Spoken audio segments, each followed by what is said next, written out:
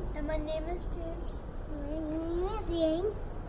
And today we're going to tell you about recycling compost with food scraps and dry leaves. We did this by using a big bucket. We did this by drilling holes on the top and the bottom onto the side. Vegetable scraps and dried leaves.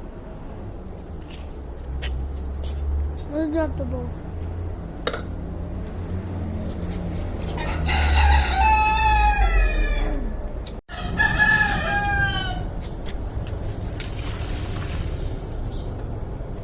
We have to mix it with diluted yogurt and porridge.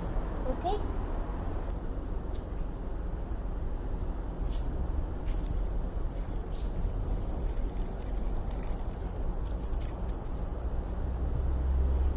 Help for decomposition. Close the lid and layer it until it's full. This is what it looks like after weeks of progress. This is what it looks like after a week of progress. After 45 days, the compost will be ready and look like this. See?